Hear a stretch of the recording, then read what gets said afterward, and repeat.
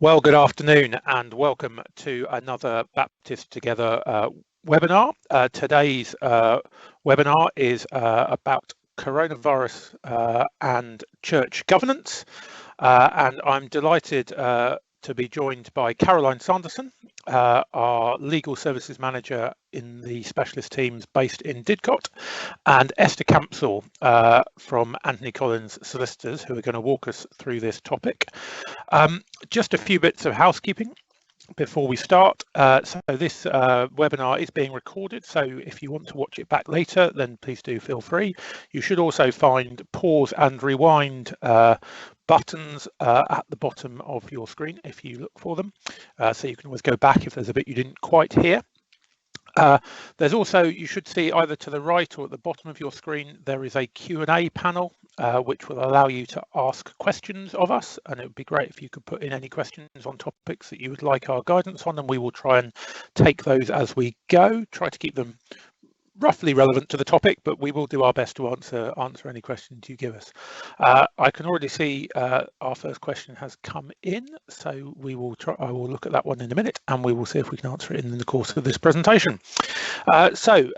Without further ado, I will hand over to Caroline Sanderson, who's going to start our presentation. Over to you, Caroline. Thanks, Richard.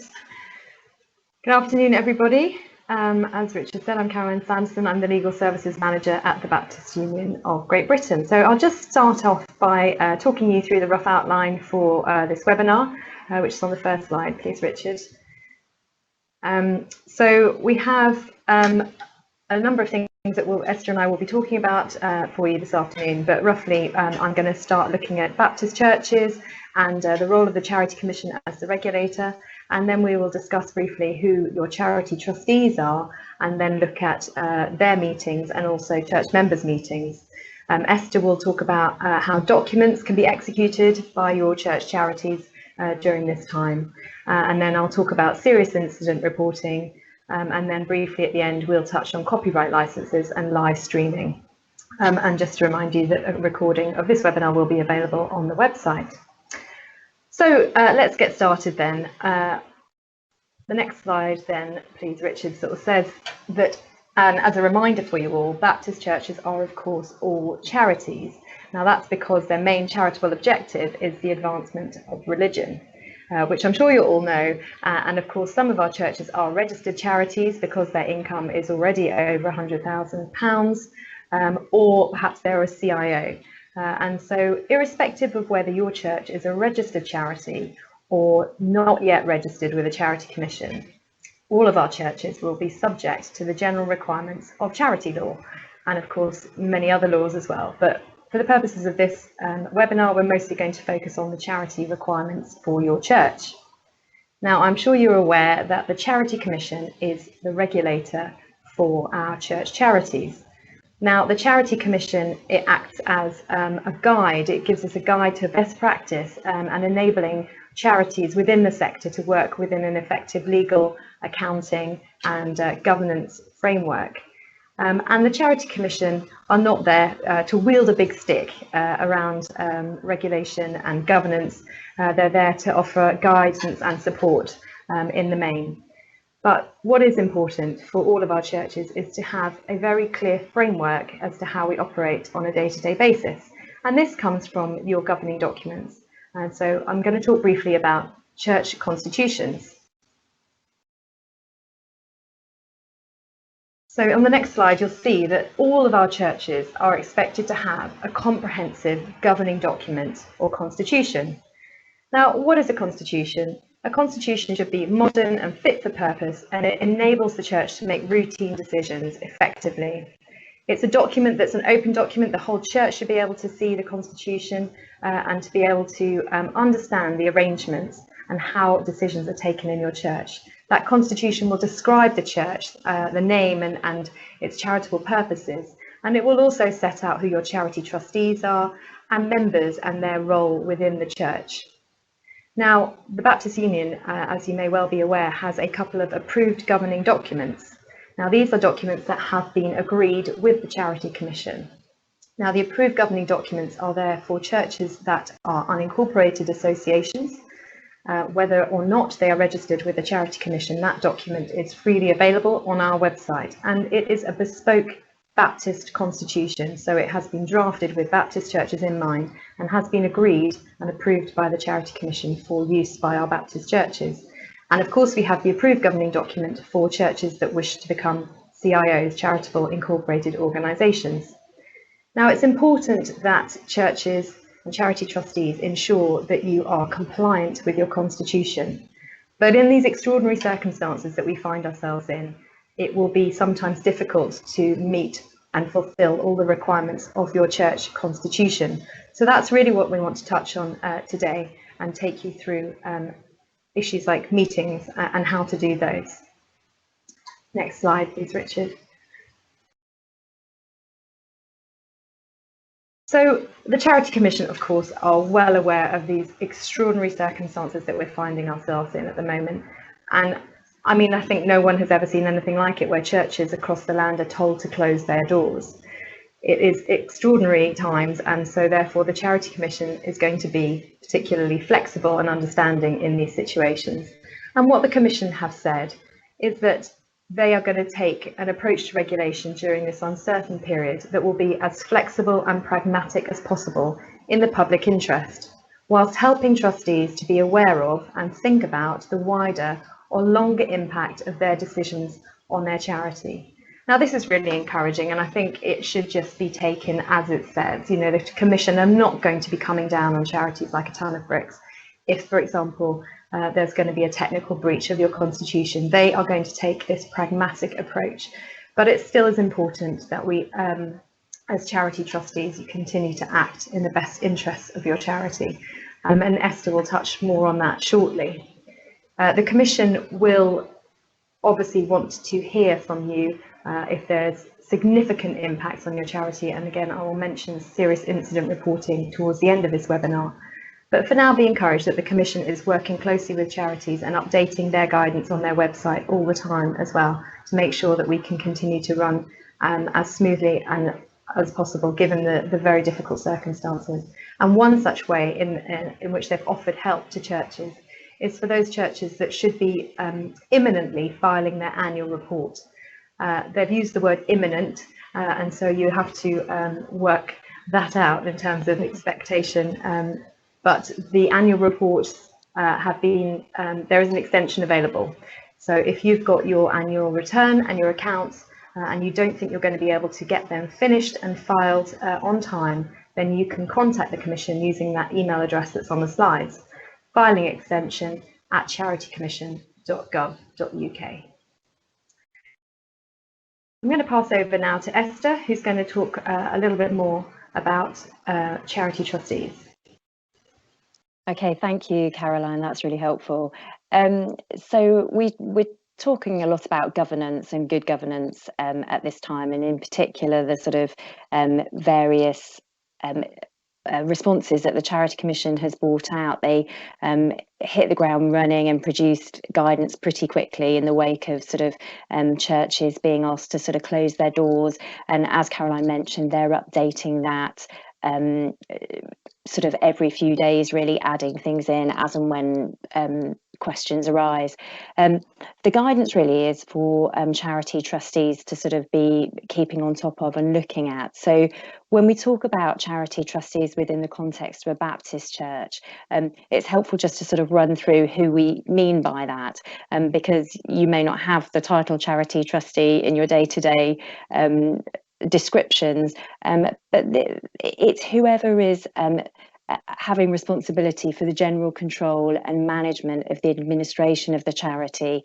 That's defined in the Charities Act under section 177, and you may have different ways of describing those people. It might be your deacons and elders. It will certainly include your minister or ministers. You may describe them as your leadership team.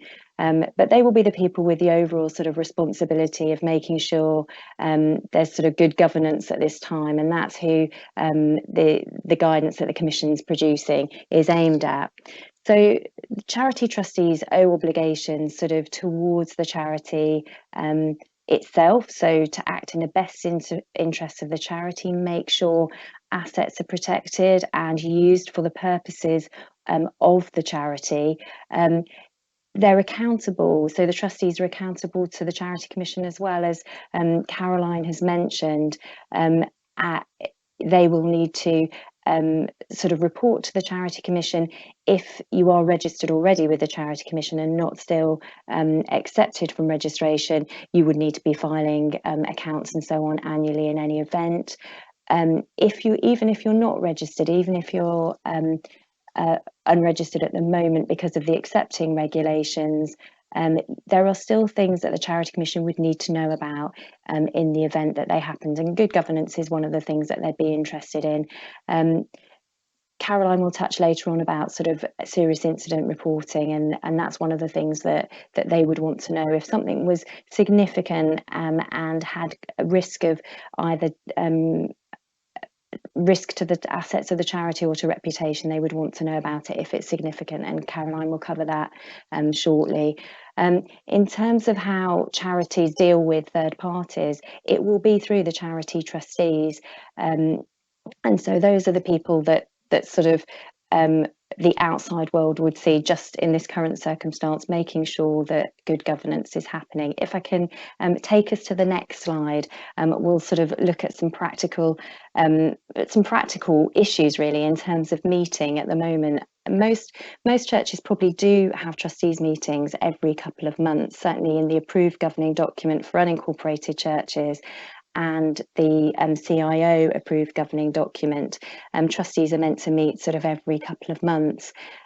So what does that mean for us at the moment, given the current circumstances and that we're all sort of stuck in our houses? Well, there's some flexibility around that. The Commission would say the first place to look in relation to how you hold your meetings is your governing document. So the first thing to look at is your constitution and how you can hold trustees meetings. Some constitutions do allow for electronic meetings. It's probably unusual in the Baptist context, and certainly the approved governing document for CIOs includes some provision around that. The unincorporated association approved governing document doesn't, and it's not a usual, it's not necessarily a usual way to meet, but check whether there's anything in there. If there isn't, the Commission have said they will take a pragmatic approach given the unprecedented circumstances. Their guidance says that in the current situation, it's becoming increasingly difficult to hold face-to-face meetings. They suggest that if you can, you put something in your governing document. Well, that's not easy to achieve in this current circumstances where you've got a wider membership. So they give some even more helpful advice, which is basically saying, we understand if you have to hold your meetings electronically, either by way of video conferencing or by telephone conferencing. So they say, we will understand that at this particular time. That's not saying that that will last forever in terms of understanding, but at this particular time where it is not practical to convene a meeting in person, they will take the view that you can hold your meetings in that way. They will not challenge on that at this time.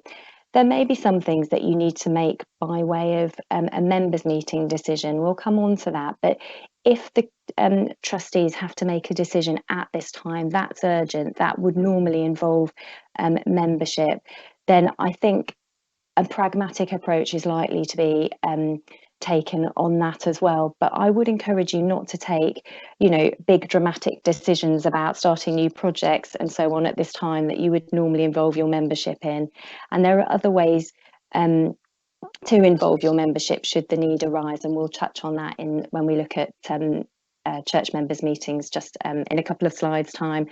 But for the moment, I think pragmatism and flexibility is certainly the message coming out of the Charity Commission. And when you do hold meetings as charity trustees, I would encourage you to use it in the same way that you would if you were meeting in person. So have somebody take minutes, make sure that you've got the right quorum. Open in prayer. I think we're all becoming much more used to praying over the video links, and if there are conflicts of interest, so if anybody has a personal interest in a decision, that still needs to be managed, even in the context of video conferencing. So, for example, you may need to ask somebody to step out of the room and just rejoin later on if there's a decision that would affect them personally, just in the same way you would if you were meeting in person. So if we just moved on to some of the practical issues around signing documents at this time, if we move to the next slide, there's an increasing sort of direction of travel in terms of electronic signatures and those sorts of things. And although it sounds like it might make things easier, it won't necessarily at this time, is probably the short way to describe this. If you've got a contractual arrangement that the church needs to enter at the moment, and they can proceed and do that on the authority of the trustees, whether or not that's been held at a online meeting has given the authority for somebody to enter into a contract, or whether that was from a number of weeks ago before lockdown occurred. So there is nothing to stop somebody continuing to enter into that contractual arrangement if that authority still exists. And that may be done through electronic signatures, if that's more practical than dealing with hard pieces of paper and wet ink signatures. But actually, I think, given that post is still arriving at our doors and being circulated, I think things will continue to be done in paper for the time being. Electronic signatures can be useful in relation to entering into contracts. If the church needed to enter into a deed, that would normally be done by way of two trustees signing that document. So there might be some practical issues in terms of getting documents sort of sent between houses. My advice would be to continue to use what we would call wet ink signatures. So signatures where you actually have the document in front of you and you sign it with a pen. For deeds that need to be signed where the church is unincorporated, if you're an unincorporated church, so you're not a charitable incorporated organisation, then you will need to have your trustees' signatures witnessed. Now, we would say in the normal course of events, best to have independent witnesses sign when trustees are signing any document. Have it witnessed by an adult independent witness who's not a trustee nor related to a trustee. In these circumstances, you may want to take a more pragmatic approach. There is nothing in law to say that a witness has to be independent. The Land Registry would recommend that a person is not a close family member.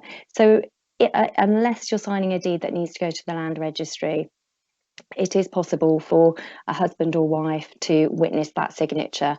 If it's going to the Land Registry, then I would suggest getting a non-close family member to sign if there are any at your accommodation.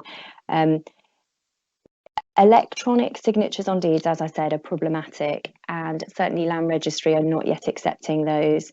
In the current circumstances, making reference to my earlier point about probably not taking on large projects or anything like that at the moment, there may be limited instances where you would need to enter into a deed in any event. But there are some practical solutions around those, and I think witnessing and being able to have a witness sort of who lives in the same house will hopefully give some assistance at the moment. Moving on to church members meetings and how church members might have input in governance matters at this time. There, in the approved governing document for unincorporated churches and for CIOs, so charitable incorporated organisations, there's not an explicit facility that you could rely on to say that a church members meeting could be held by video conferencing. There's potentially some case law behind it, but nothing that would be particularly easy to rely on. So again, we're going back to the Charity Commission's pragmatic approach at this time.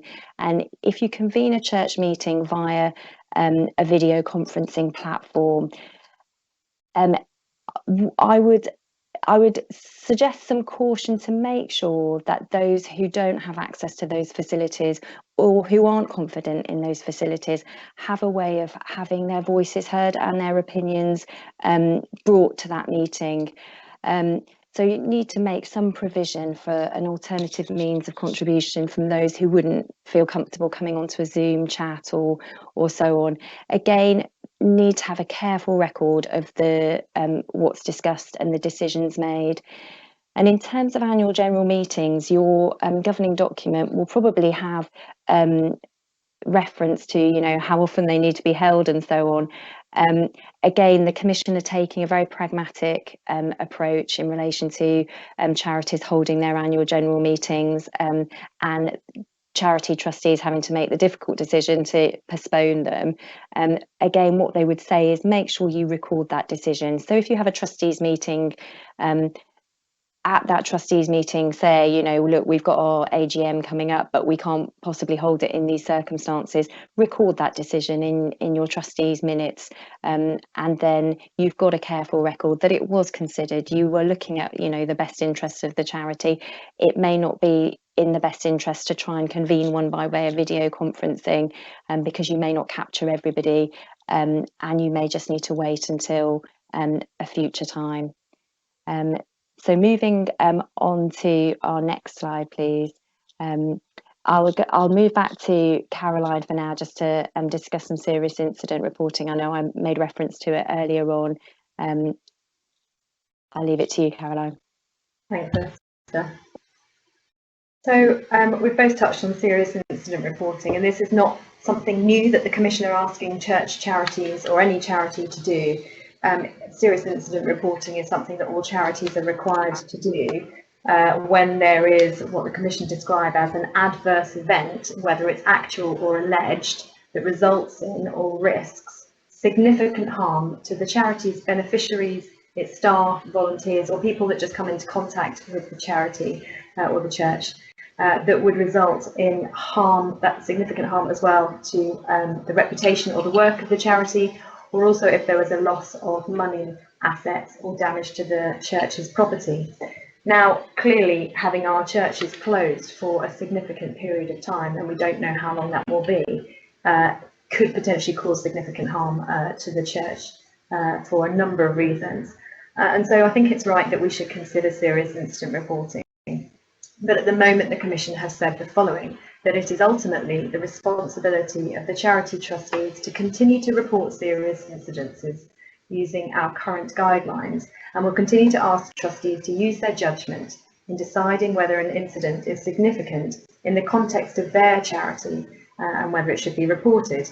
And they'll continue to prioritise, quite rightly, incidents that put individuals at risk or incidents that have a significant impact on the charity's operation and serious harm to the charity's work.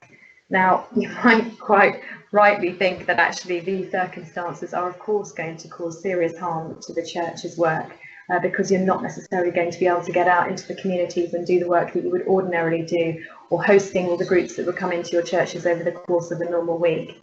However, we are aware that churches are continuing to meet, a number of them using online facilities, live streaming, video conferencing, and certainly the pastoral work in churches, I'm sure it is continuing, and you know, I'm sure many ministers are perhaps even more busy doing perhaps slightly different things, but you know, there certainly is a role for churches to play in this time. And so I think what is important for charity trustees to do is to assess when and if a report should be made. And on the next slide, you'll see that the primary interest for our churches should be to continue to look after the communities we serve and of course the people in our churches.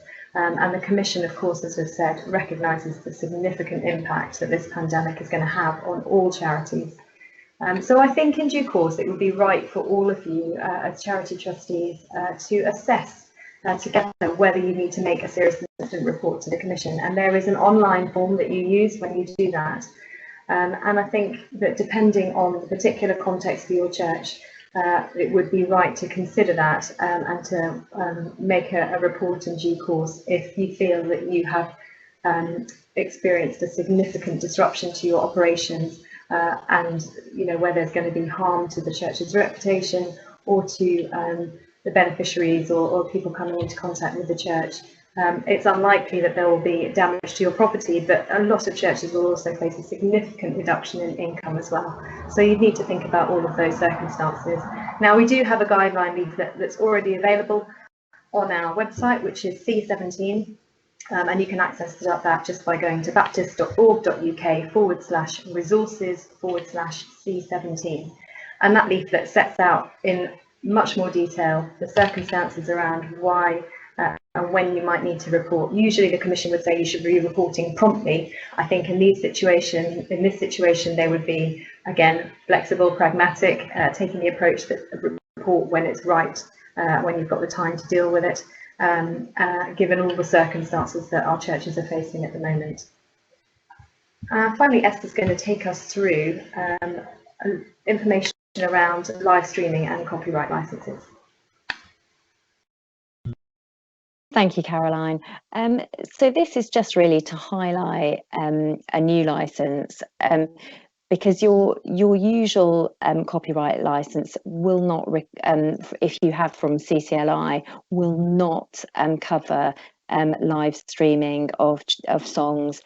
They have, in response to churches having to close their doors and meeting in a different way, produced a license specifically for live streaming, which is available through their website. So that's uk.ccli.com/streaming. And just to highlight, there's also a limited online music license, which you may also need to purchase if you haven't already got one, if you're looking to host through the church's own website or playing recorded songs. It was just to draw that to your attention, really. So finally, I think we're just going to highlight a few more guidance notes that you'll find on the Baptist Union website in the next slide. There we go. Yeah, so these are just a few of our range of guideline leaflets. So the ones I've put up there are about serious incident reporting. You might want to have a little look at the one about writing minutes, because we've mentioned a couple of times during this webinar that it's going to be really important at this time to keep a careful record of the decisions that you're making, particularly if decisions are being made in a way which differs from the way the Constitution would expect you to make those decisions. So you need to kind of take a careful note of that and explain the reasons why you're making those decisions and the circumstances. And then the other two that I've popped up there are about using our approved governing document and just information around being a charity trustee. But do go onto the website and have a look at the suite of leaflets that we have available. And for this particular period of time, we have written a new guideline leaflet, which is L18, and it can be accessed directly using the link there, www.baptist.org.uk/resources/L18. Now that has only been published as of yesterday, and it also includes information around data protection and properties, churches that are wondering what to do about leases, licenses, hiring arrangements, people who would ordinarily be using the church buildings. There is information in that new guideline leaflet for you on that particular topic. So do look at that as your first port of call, because I hope it will be helpful for you, and we will continue to update that as government guidance changes or the Commission gives us new information. We will continue to keep a watching brief on that guideline leaflet and update it as often as we need to. But of course, if you have any questions that aren't addressed in this webinar, then do drop the legal and operations team at the Union an email using legal.ops@baptist.org.uk, and there will always be someone monitoring that email address over the next week or two, particularly even though schools may be on Easter holidays now and some people will be taking annual leave. Do just get in touch with any of your questions and we will get back to you as soon as we can. But for now, Richard, I think we are happy, Esther and I, to take any questions that may have arisen during the course of the webinar.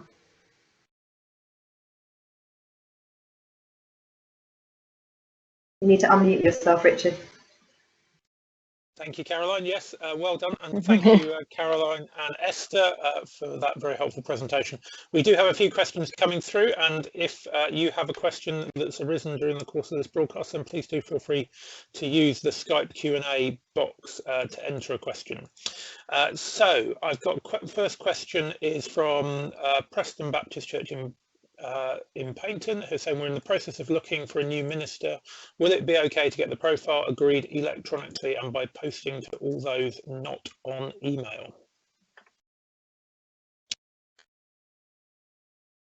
Who would like to say that question? Who can answer? I think, yeah, I mean, I'm not, I have to say, completely familiar with all of the processes around you know, the appointment of ministers, and that would be a question to also probably run by ministries team. But yeah, in terms of sending out profiles and agreeing them, I think that if you follow the guidance that Esther's given you around charity trustee meetings and church members meetings, then you can continue to look at profiles. I'm not sure that you would want to make a decision, any final decisions around appointing a minister, because that is a really critical decision for the life of the church.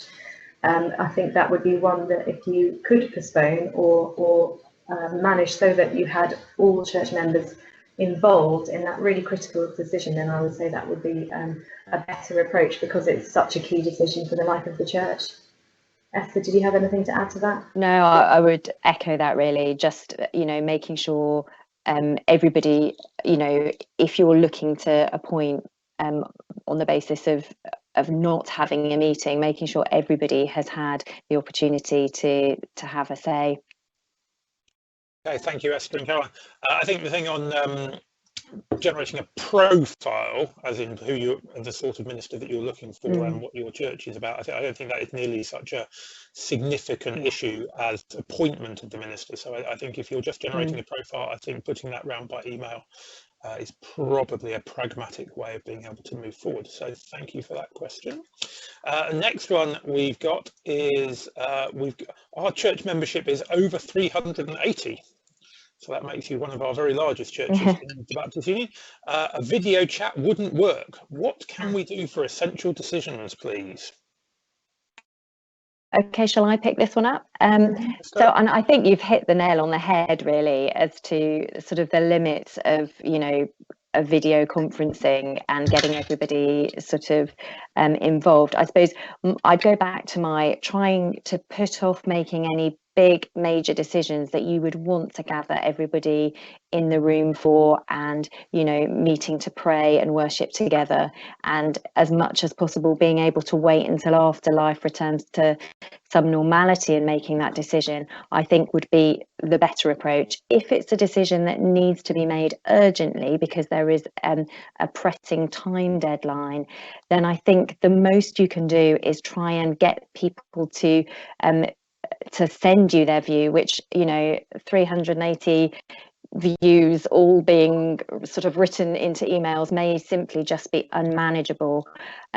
I think it's probably dependent on whether or not the decision can wait. If it really can't wait, I think you're going to have to find some creative ways around trying to allow every member to feel that their voice has been heard.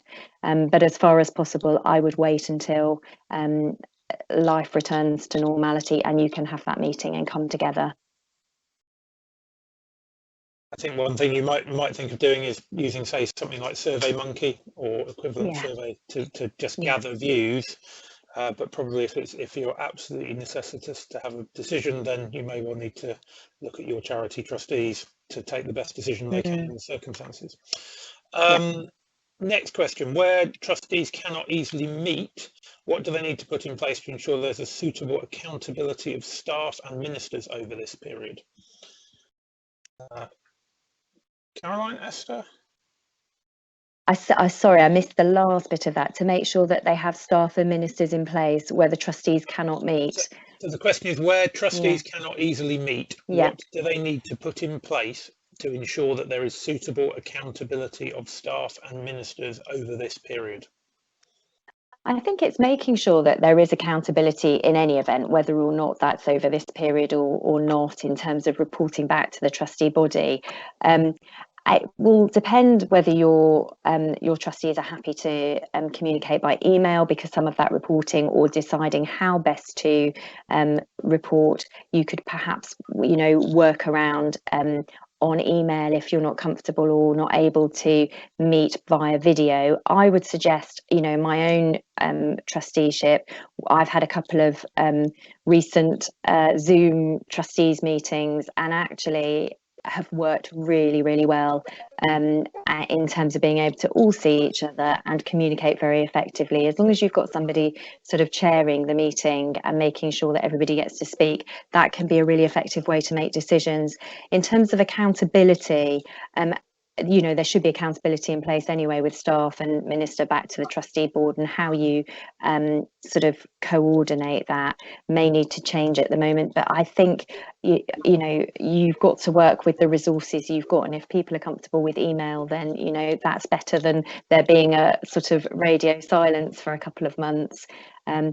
But I would encourage you to look at creative ways of meeting if that's possible, whether that's even, if video conferencing is not a possibility, then perhaps setting up some kind of telephone conference call. And even if some of you are able to meet electronically, so via Zoom or other method, having somebody who's not able, who can't join in that way, may be able to join in by them calling in and being on speakerphone during that call. So you're all sort of at a virtual meeting, maybe in your different ways, but there's no hard and fast way to sort of to decision make at this time. I think we've got to go for what you can at the moment. Okay, thank you, Esther. That's really helpful. So just on a similar topic, decisions of trustees by email, is this acceptable, and what guidelines should be agreed? Right, so I'll pick this one up, Caroline. So generally speaking, it depends on your governing document if you have any sort of method of passing resolutions by way of a written resolution. So that's using a method by way you can make decisions where the most commonplace way of doing it is everybody sort of printing off a copy of the resolution and signing it and sort of sending it back to somebody who keeps central minutes. That's not in many constitutions. CIOs, the approved governing document for CIOs does have that in, but on the whole, unincorporated association constitutions will not have the flexibility to pass written resolutions amongst the trustee body. That said, even if you don't have anything, I would say, like the last answer really, anything is better than nothing. So if you are not going to be able to have a meeting by way of telephone conference, by way of video conference, then you need to communicate somehow. And if that is by way of email, then that's better than not communicating and not making any decisions at all. But it's not necessarily the best way. The better way would be still to try and form a meeting. And if you are passing resolutions sort of through email, you need to be really clear on what the resolution actually says and what you are agreeing to, because emails can become a sort of chat where everybody sort of has a different view but says I broadly agree, and that could open there could be a debate opened as to what was actually agreed to. So in the event that you do use that, and I go back to what I said earlier, meetings would be more preferable. But if you do use that method, I would suggest being very clear on what that resolution or what that decision actually sets out and what you're actually agreeing to. And probably the safest way is to actually type the resolution out, the trustees resolved to, and then write down what it is you're resolving to do so that everybody is clear on that. I think the commission have not commented on that. I think they are taking a flexible approach. I can't tell you that that wouldn't be open to challenge, but what would probably be more open to challenge is trustees not doing anything for 2 months because they can't find a way of making it work. So I think that's a sort of, I would say a last option really is the sort of using a written route rather than trying to find some way of meeting together, albeit over the airwaves. Okay, Esther, thanks for that one. That's another good, helpful answer. So we've got a couple of questions about CIOs. So we've got two churches asking, they're saying we're in the process of applying to become a CIO, working with Anthony Collins. Will a pause in the application be acceptable? And a second one that says the church is in the process of deciding to become a registered charity or CIO. Will the accepting regulations deadline of March 2021 be extended? Shall I take the first question and you take the second question, Caroline, about the accepting regulations? So the first question, you want to pause in the process because you're looking at becoming a CIO at the moment, and yes, that is absolutely your decision to do at this time, and completely understand that just the practical getting people together to make decisions and also cost implications, absolutely fine to pause in the process. Caroline, over to you for accepting regulations. Yeah, so the accepting regulations are due to expire at the end of March next year, March 2021, and we have been asking the Commission now for some time for some clearer guidance from them as to what they intend to do, because obviously this is now less than a year away, and we anticipate that for the Union alone there could be up to 1,400 churches that will need to register with the Charity Commission when they change the requirements that only churches with an income over 100,000 should register, and they reduce the threshold potentially altogether, but we're not anticipating that. What the Commission have indicated informally to us is that there probably will be an extension, but this is a government decision and it's not their decision. So they're in discussions with the relevant government departments, but that what they expect is that there will be a phased approach of registrations, and that they would probably start with the churches that have the higher levels of income first, so the larger churches most likely first. But we don't have a clear answer yet from the Commission, and as soon as we know something, we will certainly update you through monthly updates and our other communication channels. But there is no reason why, as a church, you can't start reading through the leaflets about adopting our approved governing documents or thinking about becoming a CIO. This could be an opportunity for your charity trustees to start having those conversations, because if you're not yet a registered charity because your income is below £100,000 a year, then I still think it is worth trying to get ahead of the curve as best you can, because we all know that adopting a new constitution in a Baptist church context can take a number of church members' meetings, as well as the charity trustee meetings, and going through a new document can be time consuming.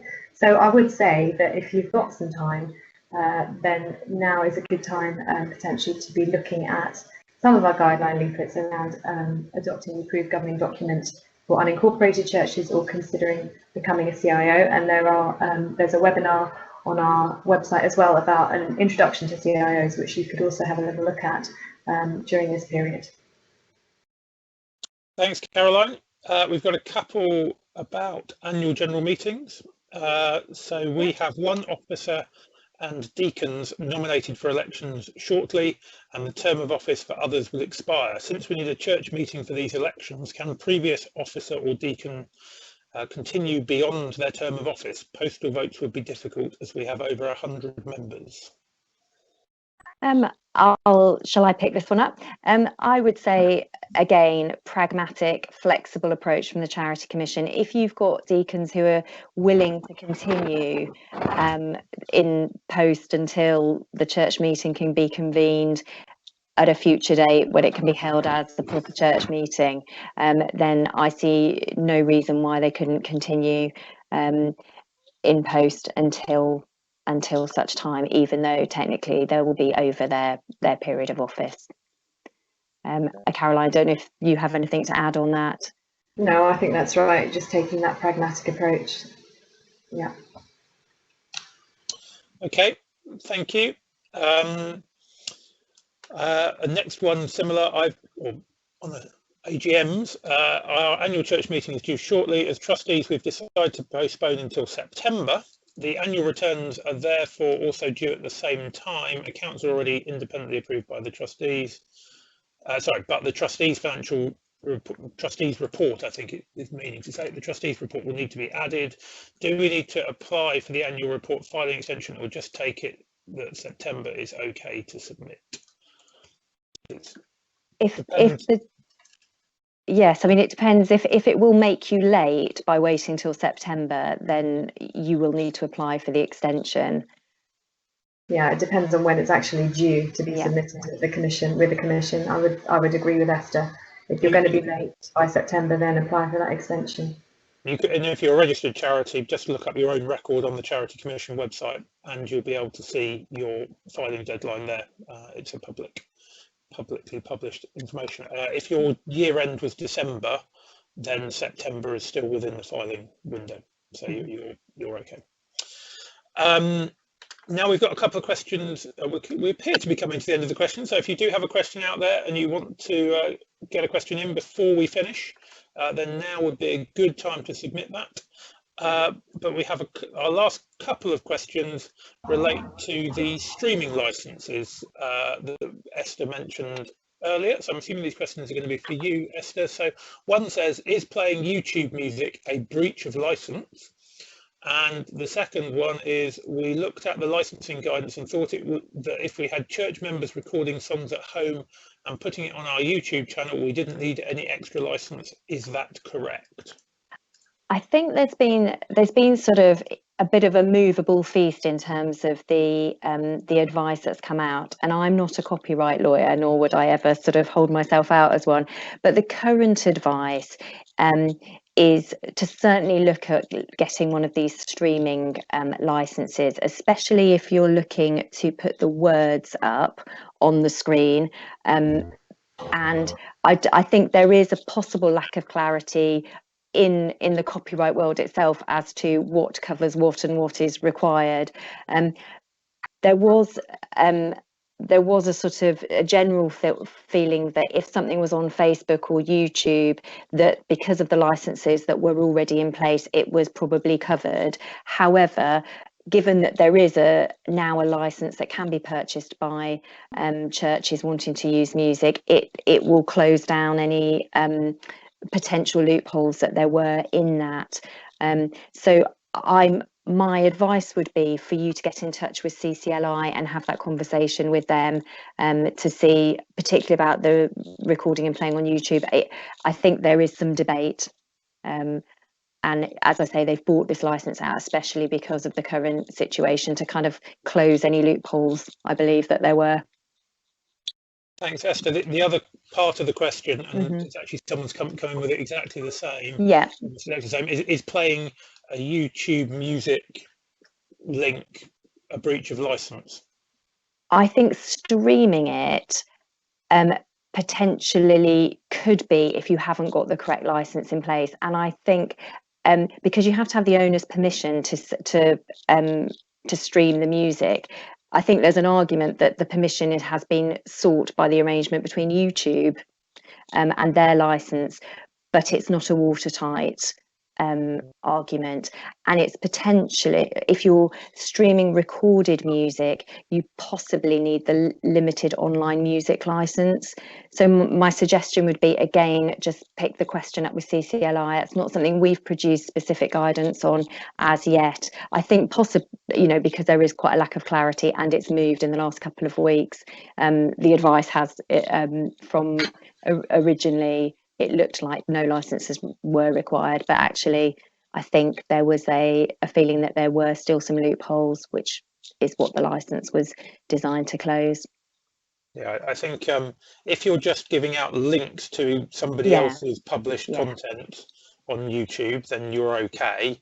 If you're integrating somebody else's YouTube video into your own stream, even if it's published on YouTube, then you're probably getting into the point of needing your own licensing to cover that, which might include the limited online music license, which is particularly about recorded music.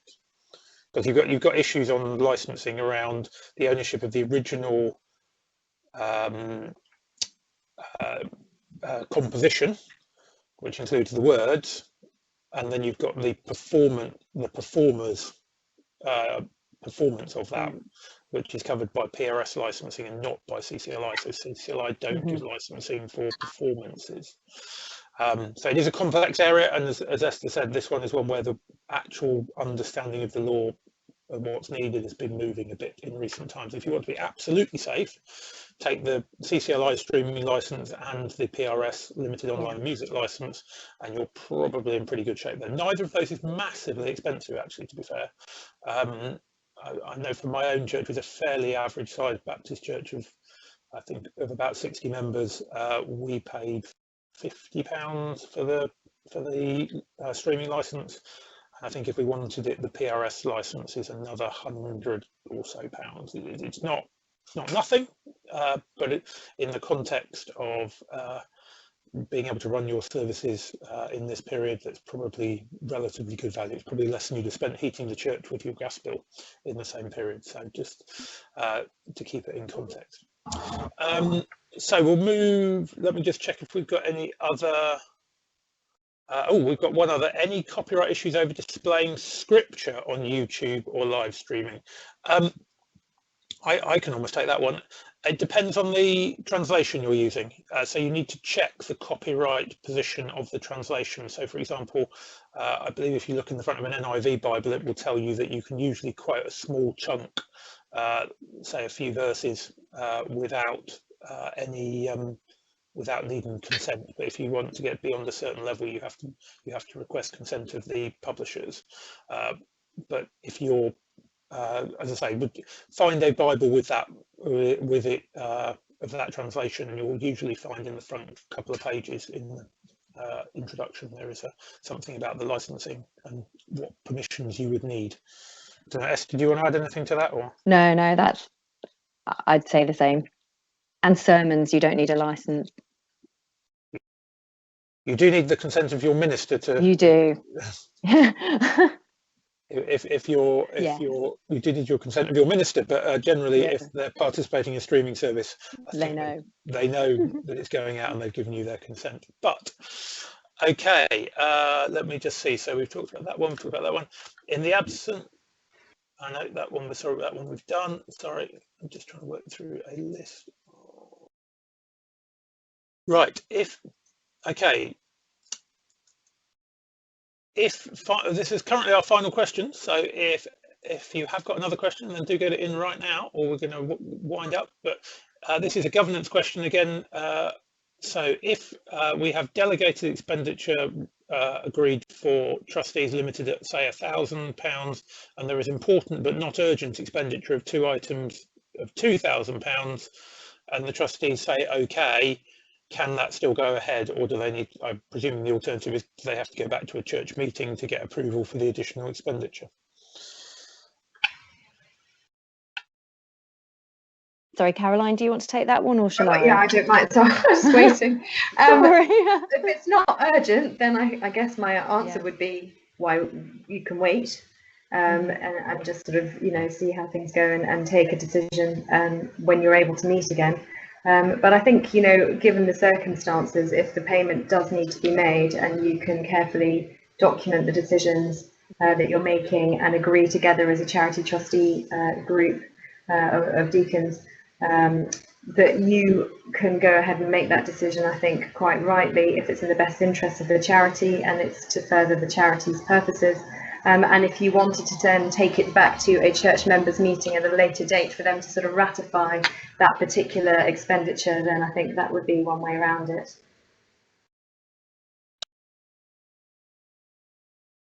Okay, thank you, Caroline. I think at the moment I'm just going to check just in case I've missed anything. Can't see any further questions, so I think you've survived your trial by Baptist questioners. Thank you, Caroline and Esther, for all your hard work in putting today's presentation together. Thank you for all the support that you've been giving to our churches in this particularly difficult time. I do want to remind you, as always, please do look at the baptist.org.uk website. There's a big coronavirus section there with lots of specific guidance on all sorts of topics. There's last week's webinar, which was on finance and employment topics. I should just emphasise that since that employment webinar was done last week, the government published a significant update to the guidance on the furlough scheme, which makes explicit that office holders, which would generally be ministers, would be office holders, are covered by the scheme. So that's a development since that webinar. So if you re-watch that webinar, it is out of date on that point, I'm afraid. But the updated guidance, I believe, is now out. If not today, by now it will be very soon. And on our website, so please do read through that. If you've got any questions, as per the slide, email legal.ops@baptist.org.uk on any legal questions, and we will be able to advise you. We have a small team of lawyers who can help you on all sorts of topics if you've got very specific questions that weren't covered by this general briefing. And I'm sure Anthony Collins will also be delighted to advise if you've got particularly complex questions. So thank you to Esther, thank you to Caroline. We've got a further webinar tomorrow at 1 o'clock about dealing with multiple bereavements with Cole Maynard and Jonathan Woodhouse, and our very own Tim Ferguson. So do tune in 1 o'clock tomorrow for that. And tomorrow evening we have the next of our 2 times a week prayer broadcasts, so Wednesday evenings and Sunday evenings at 7.